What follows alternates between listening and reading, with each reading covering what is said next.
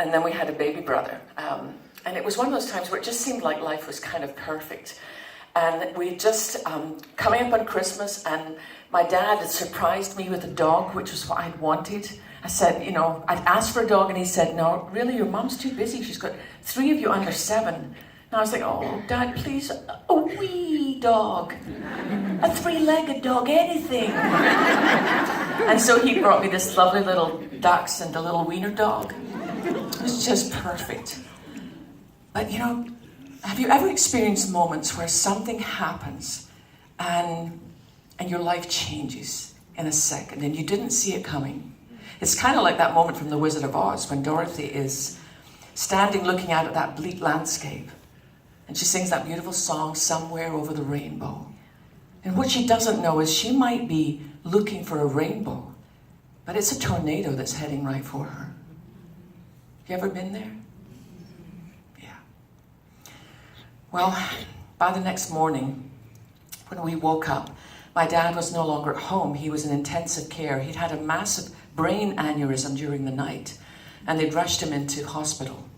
And at first they thought he wouldn't be able to come home, but eventually he made enough of a recovery. He was paralyzed down one side, and he'd lost the ability to speak.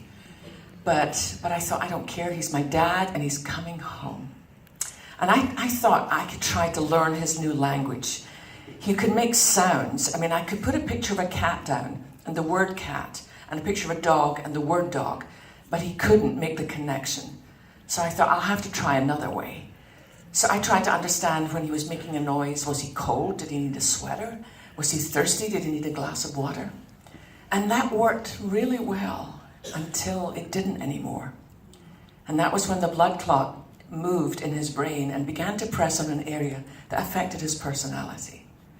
And from being this wonderful, loving, fun dad, my father became an angry, confused, and ultimately violent stranger in our home.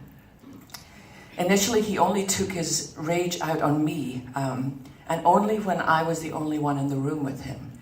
He would spit in my face, or he would grab hold of my hair and pull out a handful. And I remember thinking, I'm doing something wrong. I'm making my dad angry. I have to try harder. But the last day I ever saw my dad alive, I was playing with Heidi, my little dog, by the fire. And suddenly she did something she'd never done before. She started to growl and snarl. And I turned, and in that moment I saw that my dad was behind me, about to bring his cane down on my skull.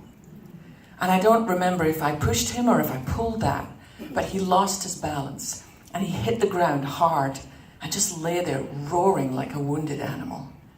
And I remember standing over him wondering, should I help? But there was such a look of absolute hatred in his eyes. My mom had been in the kitchen, and when she heard the noise, she came in and she took my brother, my sister and I, and she locked us in a room while she dialed 911.